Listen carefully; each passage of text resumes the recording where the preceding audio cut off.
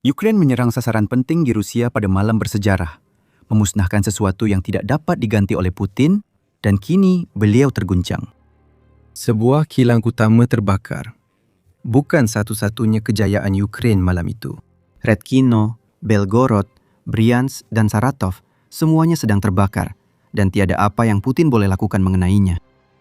Kita mulakan dengan kampung Redkino di wilayah Tver, Rusia yang mempunyai kilang menghasilkan bahan api untuk peluru berpandu utama Rusia KH-55 dan KH-101.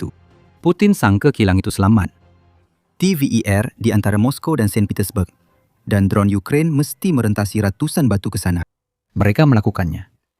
Menurut media, United 24 awal pagi 7 Februari, drone Ukraine berlepas ke Redkino. Mereka berjaya melepasi pertahanan udara Rusia yang terhad dan melakukan serangan tepat ke atas sebuah kilang yang dikatakan menghasilkan bahan api peluru berpandu yang jarang ditemui, dikenali sebagai Desilin M. Bahan api dan kilang pengeluarannya kini terbakar dan Rusia tidak dapat menafikan kejadian ini. Platform NASA merekodkan kebakaran di kilang itu selepas serangan.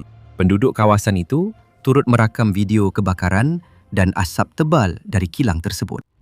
Satu video yang dikongsi United 24 Media di X menunjukkan kebakaran dirakam dari jauh melalui pokok. Kita dapat lihat kebakaran. Kita dengar bunyi dengungan drone yang datang dan tembakan terdesak dari pertahanan udara Rusia. Apabila mereka gagal hentikan senjata ke Ukraine di Redkino, drone itu meletupkan sasaran dan kilang Redkino terbakar. Lebih lagi, rakaman yang dikongsi oleh saluran Telegram Astra menunjukkan salah satu drone Ukraine dalam perjalanan ke kilang tersebut. Saluran itu melaporkan penduduk turut mengadu bau kimia dari kilang yang musnah, menandakan drone Ukraine menyerang sasaran penting. Kilang eksperimen Redkino ialah syarikat industri Rusia utama, khusus dalam pembangunan dan pengeluaran produk kimia. Laman web syarikat menyatakan kilang itu telah menjadi pengeluar produk kimia unik untuk industri penerbangan dan angkasa selama beberapa dekad. Kata kunci, beberapa dekad dalam satu malam. Ukraine telah memusnahkan sesuatu yang Rusia andalkan sejak era Putin. Kita akan bincang kenapa kilang ini dan hasilnya penting nanti dalam video ini. Segala-galanya sedang terbakar di Rusia dan kami tidak berbohong. Serangan Redkino menarik perhatian, tetapi ia hanya satu daripada beberapa serangan Ukraine pada 7 Februari. Menuju ke Bryansk. Ukraine telah menggunakan peluru berpandu Neptune dan sistem roket artileri mobiliti tinggi atau HIMARS untuk memusnahkan infrastruktur tenaga di seluruh wilayah Rusia ini, menyebabkan ramai penduduk Bryansk berada dalam kegelapan. Wilayah ini yang bersempadan dengan Sumy dan Chernihiv di Ukraine sering menjadi sasaran kerana lokasinya. Kini, Ukraine menyebabkan penduduk wilayah tersebut turut merasai kesakitan akibat serangan Rusia ke atas grid tenaga Ukraine. Gubernur Bryansk, Alexander Bogomas, melaporkan serangan itu. Angkatan bersenjata Ukraine menyerang wilayah kami dengan peluru berpandu Neptune dan HIMARS, menyebabkan bekalan elektrik terputus di 7 majlis perbandaran.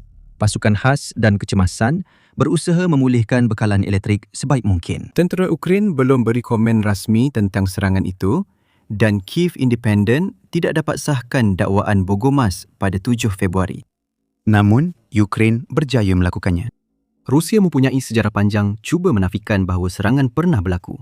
Jadi pengesahan mengenai serangan yang berjaya adalah cukup jarang untuk menjadi sesuatu yang patut diberi perhatian. Juga, banyak lagi berlaku malam sebelum Ukraine menyebabkan Redkino dan Bryansk terbakar. Ia juga menyasarkan Oblast Belgorod di Rusia, wilayah di seberang sempadan Ukraine dengan Rusia. Belgorod telah disasarkan dengan serangan bertubi-tubi yang menyebabkan kerosakan serius, menurut laporan Reuters. Kepada Gubernur Belgorod, Vyacheslav Gladkov. Musuh mengebom bandar Belgorod, walaupun tiada sasaran ketenteraan, menyebabkan kerosakan serius. Saya telah keluar untuk melihat keadaan sekeliling, dakwa Gladkov semasa ucapan suram kepada rakyat Belgorod. Gladkov kata Belgorod tidak bersalah, tapi Rusia masih lancar peluru berpandu seperti KH-101 yang akan kami bincang nanti. Rusia mensasarkan kemudahan tenaga Ukraine sebagai sasaran ketenteraan. Ukraine hanya menunjukkan kepada Putin maksud sebenar untuk rakyatnya. Presiden Ukraine Volodymyr Zelensky juga telah menafikan dakwaan Gladkov mengenai serangan Ukraine terhadap infrastruktur tenaga Rusia. Pada 8 Februari, ketika ditanya jika Ukraine boleh serang infrastruktur tenaga sebelum sasaran tentera utama, Zelensky jawab, kedua-duanya sama. Kita tidak perlu pilih antara sasaran ketenteraan atau infrastruktur tenaga. Dia jual tenaga, Putin jual minyak. Jadi, itu sasaran tenaga atau ketenteraan? Sejujurnya, ia adalah perkara yang sama. Dia menjual minyak, ambil duit itu, laburkan dalam senjata dan gunakan senjata itu untuk membunuh rakyat Ukraine, jelas Zelensky. Kenyataan Gladkov sekurang-kurangnya memberi sedikit konteks kepada kemungkinan sebab mengapa Gubernur Wilayah Bryansk juga mengesahkan serangan Ukraine di rantau ini. Rusia cuba label Ukraine sebagai pengganas akibat serangan ke atas grid tenaga Rusia. Kemunafikan ini keterlaluan. Pusat Analisis Dasar Eropah melaporkan pada Disember, semua 15 loji jana kuasa termal Ukraine rosak atau musnah akibat serangan Rusia.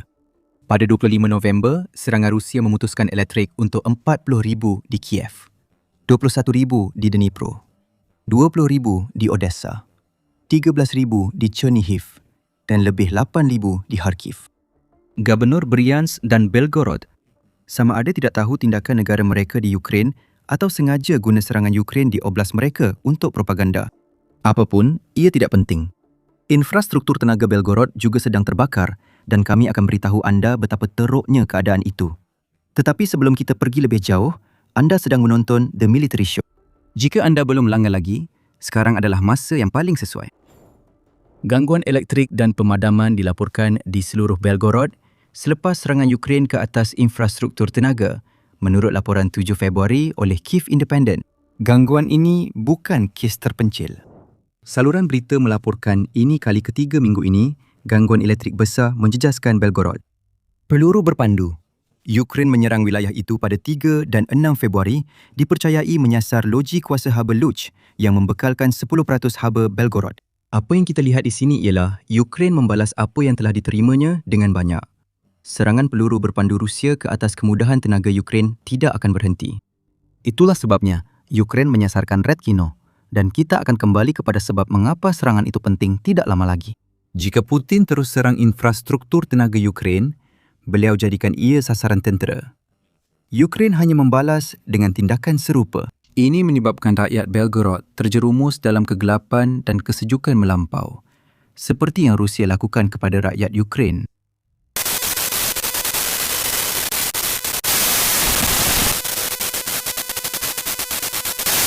Kita tidak mempunyai maklumat lanjut selain itu. Tetapi nampaknya dakwaan Gladkov bahawa semua orang tahu kita tiada sasaran ketenteraan di Belgorod telah terbukti tidak benar. Pada hari sama dia buat kenyataan itu, anda mungkin boleh teka apa yang kami akan katakan. Ukraine masih belum selesai. Pada 7 Februari, Ukraine Inform melaporkan pasukan pertahanan Ukraine menyerang depot minyak Balashovo di Saratov, Rusia. Kita tidak tahu banyak lagi tentang serangan ini, selain daripada fakta bahawa ia telah berlaku. Tetapi sebab di sebaliknya adalah jelas. Lagi banyak minyak Rusia dimusnahkan Ukraine, lagi kurang minyak boleh ditapis jadi bahan api untuk penjajah Rusia di Ukraine. Kenderaan berperisai dan kereta kebal tidak boleh bergerak tanpa bahan api. Begitu juga dengan pesawat yang memerlukan bahan api. Penerbangan yang ditapis daripada minyak. Walaupun Rusia tidak hantar minyak ke barisan hadapan, mereka tetap rugi. Minyak terbakar tidak boleh dijual atau digunakan sebagai bahan api di Saratov. Depo minyak Balashovo antara beberapa sasaran yang terbakar menandakan malam bersejarah untuk Ukraine. Itu belum semua, masih ada lagi. Selain serangan di seluruh Rusia, Ukraine juga menyasarkan penjajah Rusia di dalam wilayahnya sendiri. Di Zaporizhia, serangan Ukraine musnahkan pos kawalan drone dekat Rivonopilia. Ukraine turut memusnahkan satu lagi kumpulan tentera Rusia di Dorosnyanka. Di Alta, wilayah Donetsk, Ukraine menyerang unit pembaikan Rusia. Dan juga di Donetsk, Ukraine telah memusnahkan satu lagi pos kawalan drone di Mykolaiivka bersama dengan sistem pelancar roket berganda yang telah ditempatkan oleh Rusia di Poltavka. Di kedua wilayah ini, lebih banyak askar, drone dan peralatan dimusnahkan Ukraine. Serangan Rusia makin kurang sengit. Serangan yang kurang sengit bermakna kemajuan wilayah yang lebih perlahan untuk Rusia. Dengan andaian mereka mampu membuat sebarang kemajuan pun. Kami dah beritahu, 7 Februari malam bersejarah untuk Ukraine. Dan kami memang maksudkannya. Rusia terbakar. Penjajah telah dimusnahkan dalam satu malam. Ukraine baru saja membuktikan betapa rapuhnya pertahanan udara Rusia sambil melancarkan serangan dengan ketepatan pembedahan. Semuanya akan melemahkan usaha perang Putin. Ini membawa kita ke Red Kino dan serangan ke atas kemudahan pengeluaran bahan api peluru berpandu di sana. Cuba ingat kembali pada awal video tadi. Kami beritahu anda bahawa Ukraine telah memusnahkan sebuah kilang yang telah beroperasi selama beberapa dekad dan kilang itu menghasilkan sesuatu yang Putin tidak boleh gantikan. Desilin adalah komponen bahan api berkuasa tinggi yang penting untuk operasi enjin. Beberapa peluru berpandu jelajah telah digunakan Rusia untuk memusnahkan bandar dan infrastruktur tenaga Ukraine sepanjang perang. Bahan api ini membolehkan peluru berpandu Rusia bergerak lebih 2,500 km atau 1,550 batu. Yang seterusnya membolehkan Rusia menyerang Ukraine dari jarak yang selamat. Desilin M juga istimewa kerana tidak membeku pada suhu bawah minus 50 degree Celsius atau minus 58 degree Fahrenheit. Ini adalah bahan api, cuaca sejuk untuk negara beriklim sejuk dan ia benar-benar tidak boleh digantikan bagi Rusia. Ukraine bakar kilang pengeluar bahan api ini. Serangan ke atas kilang Redkino sebenarnya lebih besar dari yang disangka. Kita akan bincang maksud peluru berpandu sebentar lagi. Kilang itu bukan sahaja menghasilkan bahan api unik yang Putin tidak boleh dapatkan di tempat lain, tetapi juga bahan strategik untuk pesawat Rusia. Ini termasuk silikon karbida yang digunakan untuk membuat bahan komposit dan boron nitrit yang Rusia perlukan untuk melindungi enjin dalam peluru berpandu serta yang lain daripada kakisan. Kilang itu juga hasilkan enamel tahan haba untuk roket Rusia. Jadi, bukan sahaja bahan api yang Vladimir Putin hilang, malah ia adalah sebuah kilang yang penting untuk setiap aspek strategi udara Rusia. Mari fokus pada aspek utama strategi ini. Serangan peluru berpandu Rusia terhadap Ukraine seperti yang diberitahu oleh sumber Perkhidmatan Keselamatan Ukraine yang tidak dinamakan kepada Ukraine Inform. Perkhidmatan Keselamatan Ukraine terus melakukan serangan sistematik ke atas kemudahan utama kompleks ketenteraan industri Rusia. Kilang itu penting dalam penciptaan peluru berpandu jelajah Rusia untuk serang Ukraine. Pemberhentian kerja di kilang itu menyukarkan pengeluaran bahan api roket dan mengurangkan keupayaan musuh mengekalkan pengeboman ke atas bandar serta memberi bayangan siapa pelaku serangan. Tetapi yang menjadi berita besar di sini ialah kesukaran dalam penciptaan peluru berpandu jelajah, terutamanya KH-101 yang berkuasa tinggi. KH-101 ialah peluru berpandu utama Rusia untuk serangan jarak jauh ke atas Ukraine. Pada 2024, Rusia guna peluru berpandu serang Omahdit, hospital kanak-kanak terbesar Ukraine. Jelas mengapa Ukraine mahu peluru berpandu ini dihapuskan.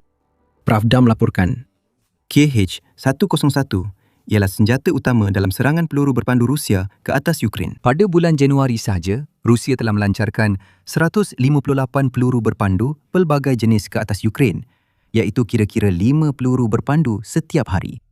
Tidak semua peluru berpandu. Ini KH-101, namun ada sebahagiannya.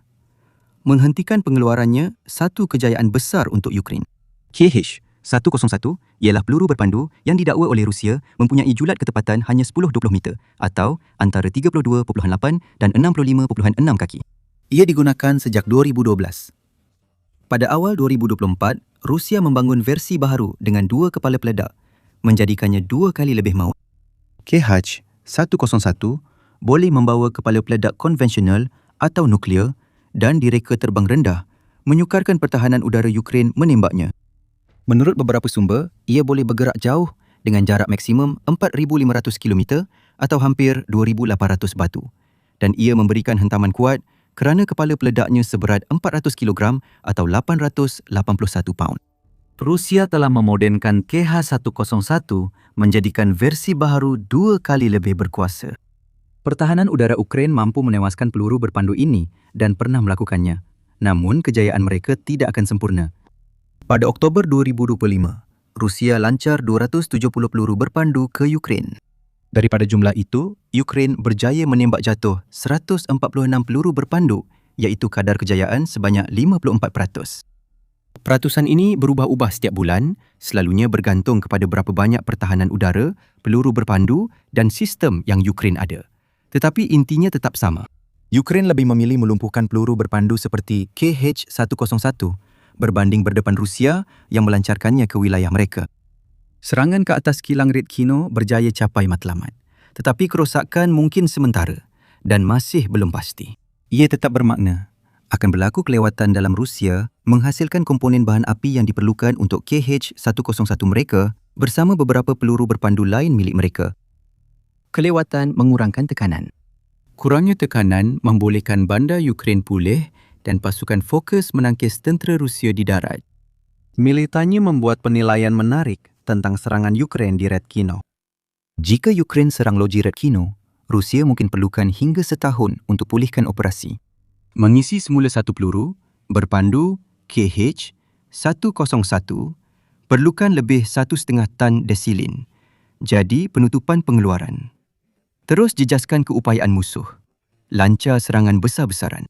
Penyambungan semula sintesis tidak dapat dilakukan segera kerana pembuatan dan pemasangan reaktor unik memerlukan 6 hingga 12 bulan, kata militer ini. Perlu diingat bahawa Rusia sudah pun beroperasi di bawah beban berat Sekatan Barat.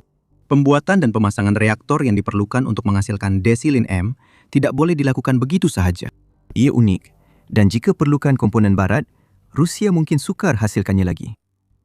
Kemudahan Redkino kini disekat oleh United Kingdom dan Amerika Syarikat. Jika kemudahan itu juga membina reaktor yang digunakannya sendiri dan bukannya bergantung kepada pengeluar Rusia yang lain untuk membuatnya, maka reaktor yang musnah mungkin tidak akan dapat digantikan. KH-101 akan dikeluarkan daripada permainan secara kekal.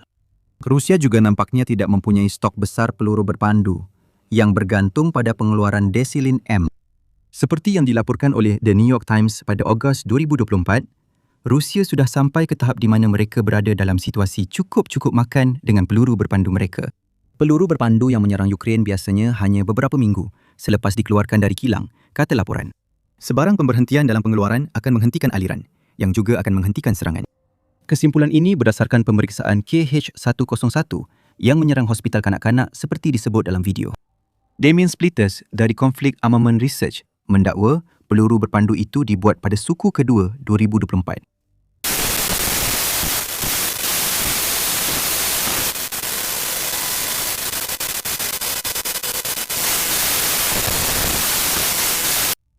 Nampaknya Ukraine baru sahaja memberikan Putin masalah logistik yang besar, khususnya Perkhidmatan Keselamatan Ukraine yang mencetuskan masalah-masalah itu. Ukraine Informed melaporkan, drone dari Pusat Operasi Khas Alpha Perkhidmatan Keselamatan Ukraine menyerang kilang Redkino.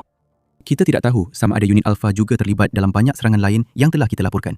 Namun nampaknya adalah satu andaian yang selamat untuk mengatakan bahawa Perkhidmatan Keselamatan Ukraine mungkin terlibat jika tidak secara langsung dalam serangan tersebut. Kemudian, dari segi menyediakan drone atau maklumat risikan yang diperlukan untuk melakukan serangan, sudah tentu Rusia berpura-pura seolah-olah tiada apa yang berlaku di Redkino.